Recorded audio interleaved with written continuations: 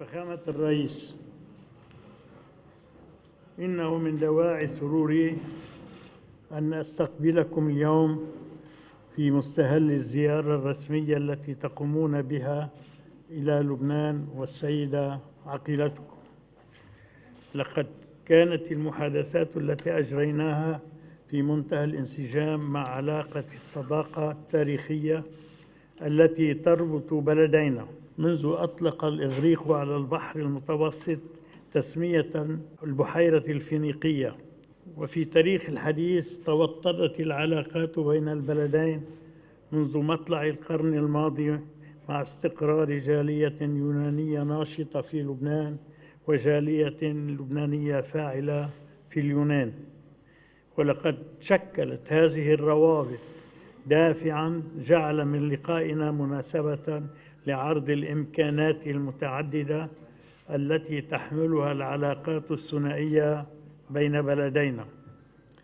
ونحن نتطلع بترحيب إلى لقاء القمة الثلاثية بين لبنان واليونان وقبرص، والذي ستستضيفه العاصمة القبرصية لتوطيد مختلف أوجه التعاون المشترك، وهو تعاون توطد مع اللقاء الوزاري الثلاثي الذي تستضيفه بيروت، ويواكبه ممثلون عن القطاع الخاص في الدول الثلاث، ما يشكل جسر تواصل دائم، خصوصاً إذا ما تشاركنا الخبرات في مجال قوانين البحار والتجارة البحرية والمياه الإقليمية.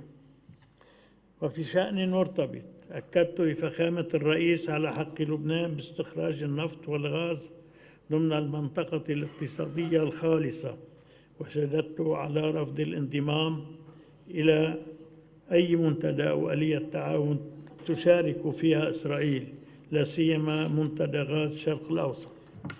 وشكرت للرئيس الصديق وقوف بلاده الدائم إلى جانب لبنان، وخصوصاً مؤتمر سادر ومشاركتها ضمن المكون البحري لقوات اليونيفيل، وكررت له دعم لبنان لليونان في المحافل الإقليمية والدولية.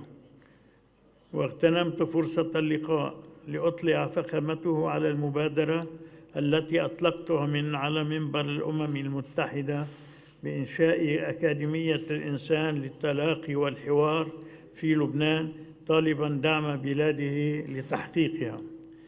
وعلى صعيد التطورات الإقليمية، استعرضنا ملف النازحين السوريين الشائك، فأطلعت فخامة الرئيس على الأعباء التي يتحملها لبنان نتيجة وجود أكثر من 1,800,000 نازح على أراضيه، والتي تضاف إلى ملف اللجوء الفلسطيني المزمن، الأمر الذي يستلزم مسؤولية مشتركة تقوم على العمل السريع لإقفال هذا الملف بتسهيل عودتهم إلى المناطق الآمنة في سوريا، منعاً لإمكانية تدفقهم إلى أوروبا عبر بواباتها المتوسطية.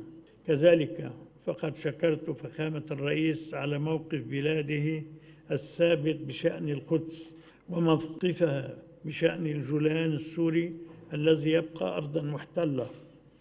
وشددت على أن قرار الرئيس الأمريكي دونالد ترامب الاعتراف بسيادة إسرائيل على مرتفعات الجولان واعترافه بالقدس عاصمة لإسرائيل نقد فاضح لمرتكزات الشرعية الدولية وميثاق الأمم المتحدة، وهو أمر يهدد أيضاً سيادة الدولة اللبنانية التي تمتلك أراضٍ قضمتها إسرائيل، لا سيما في مزارع شبعة وتلال كفر والقسم الشمالي من بلدة الغجر.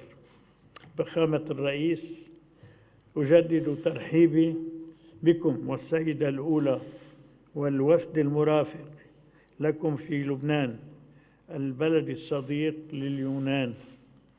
إن بلادكم التي تفاخر بأن عدداً من فلاسفتها الكبار هم من أصل فينيقي بذلت مثل لبنان تضحيات جساماً نتيجة الآلام التي عرفتها، وخرجت منها أكثر تمسكا بالحياة الحرة، وهي بذلك اليوم في خير قربة لوطننا وشعبنا. وشكرا لكم. Κύριε Πρόεδρε, αγαπητέ φίλε, αισθάνομαι ιδιαίτερη ικανοποίηση, αλλά και ειλικρινή συγκίνηση, αν λάβει κανείς υπόψη τη φιλία μας.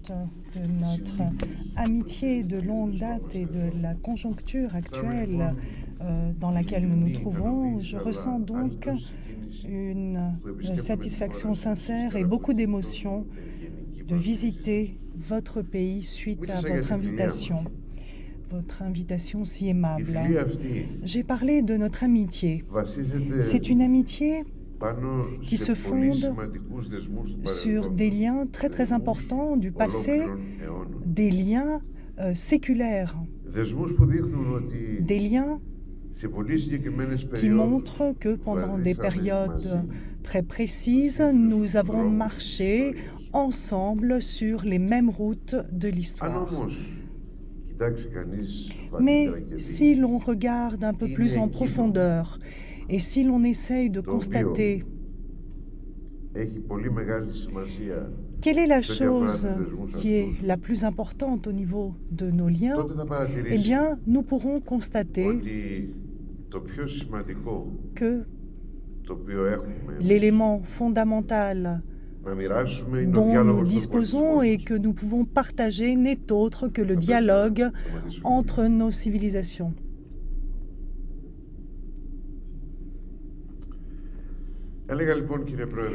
Je disais donc, Monsieur le Président, mon cher ami, que ce qui nous lie, ce qui rend notre amitié si profonde, ce parcours commun si harmonieux tout au long des siècles, est le fait que nous avons des valeurs et des principes communs au niveau de nos civilisations, car nous sommes des peuples et des États qui ont protégé des valeurs et des principes fondamentaux pour l'homme et pour toute la planète, si j'ose dire. Et je me réfère bien entendu aux valeurs et aux principes de la solidarité, de l'humanisme, de la justice et surtout de la justice sociale. Mais s'il y a quelque chose qui est particulièrement important dans nos relations et qui constitue un exemple à titre général pour tout un chacun, pour tous les autres pays, mais surtout pour notre amitié, mais au-delà même de cela, pour l'Europe et pour le monde entier, eh bien c'est le fait que nous sommes vraiment des pionniers de ce que l'on pourrait nommer le dialogue des civilisations. Nous sommes des pionniers et c'est tout à fait vrai car nous sommes en train d'ouvrir de nouvelles voies dans ce dialogue des cultures, des civilisations. C'est tout à fait vrai, c'est un constat et je crois que le besoin se fait ressentir aujourd'hui plus que par le passé car malheureusement, jusqu'à présent, nous avons vu aux dépens des peuples et des États qu'il y avait une impression ambiante dans laquelle il y avait un conflit des civilisations. Eh bien, pensez que cette théorie du conflit des civilisations est la théorie sur laquelle se sont fondées les politiques extérieures et étrangères de plusieurs pays. Des guerres ont été menées en leur nom. Et imaginez que cette théorie du conflit des civilisations est loin de toute réalité historique et tout à fait désastreuse, catastrophique, car c'est tout à fait erroné dans ses fondements mêmes. Cher Président, mon cher ami, le conflit des civilisations n'existe pas si nous parlons de réelles civilisations, bien entendu, car les civilisations réelles ne sont pas en conflit entre elles. Les conflits ne peuvent exister entre des civilisations. C'est impossible. Que s'est-il passé alors aujourd'hui? Eh bien, ce qui se passe, c'est qu'il y a un manque de compréhension mutuelle entre nous. Il y a un manque de communication et pour le dire plus simplement, je crois crois que les passerelles ont été coupées entre nos civilisations, malheureusement. Donc ce n'est pas du tout une question de conflit, il n'y a pas de conflit. Il y a simplement un manque de passage qui nous permettrait de nous rencontrer les uns les autres. C'est ça qui se passe en ce moment. Et donc, ce parcours, cette voie et cette route, nous devrons l'ouvrir, ce chemin, nous devrons l'ouvrir. Et ces passerelles, nous devrons les construire. Et je crois que nous, la Grèce et le Liban et la Grèce, de par notre nature, de par notre civilisation, nous sommes prêts à être les pionniers de ce discours, de ce dialogue entre les civilisations, car nos ministres des Affaires étrangères nous ont déclaré il y a quelques instants leur initiative pour le mois de juin que nous avons acceptée avec très grand enthousiasme. Vous devez savoir que c'est la Grèce qui a commencé il y a quelques années la conférence de Rhodes pour le dialogue des cultures et le dialogue des religions. Donc le dialogue des religions y est compris, car le dialogue entre les religions constitue une condition sine qua non pour le dialogue des civilisations. Et j'aimerais dire, Monsieur le Président, que nous avons aussi un autre avantage avec Chypre, qui est très très proche de vous, beaucoup plus proche qu'elle ne l'est de la patrie mère, la Grèce. Donc pensez que dans le cadre de cette collaboration tripartite entre la Grèce, Chypre et le Liban, et qui apporte déjà des fruits très très importants à tous les niveaux, y compris le niveau qui concerne l'application du droit de la mer. Étant donné que vous vous êtes référé précédemment, j'aimerais vous déclarer la chose suivante, que quiconque exige de parler d'une zone exclusive économique ne peut omettre le respect du droit de la mer. C'est impensable. Et nous, en tant que Grecs et Européens, sommes absolument clairs et fermes là-dessus, car c'est aussi une position de l'Union européenne. Nous avons donc ce dialogue des civilisations qui va commencer et le dialogue tripartite qui est déjà en place. Et j'aimerais souligner une fois de plus que c'est un fondement de notre civilisation. Nous désirons discuter, dialoguer avec toutes les civilisations. Dans cette tripartite, nous n'avons exclu personne à condition qu'il veuille y participer dans le cadre du droit international. Donc, nos coopérations et notre amitié n'excluent personne et ne va à l'encontre des intérêts de personne. Et au contraire, j'oserais dire que c'est un exemple que nous offrons à d'autres et qui pourrait être appliqué par d'autres pays. Donc, c'est maintenant que nous commençons, et donc j'aimerais dire que le temps est venu, pas seulement au nom de la Grèce, mais au nom de l'Union européenne, car je pense pouvoir dire que je représente toute l'Europe ici devant vous, en étant un des présidents de la République d'un pays membre de l'Union européenne. Donc j'aimerais vous réitérer combien nous vous remercions pour ce que le Liban a fait, pour ce que le peuple a fait, le peuple libanais a fait dans le cadre de cette énorme tragédie du Moyen-Orient. Monsieur le Président, vous avez assumé de très très lourdes responsabilités vis-à-vis de cette guerre, et je dirais même que c'est un fardeau plus lourd que vous n'auriez dû porter. Plus de 1,5 million de réfugiés se trouvent dans votre pays. Je dois vous dire que nous sommes extrêmement reconnaissants de vous et de votre peuple qui a vraiment donné une réelle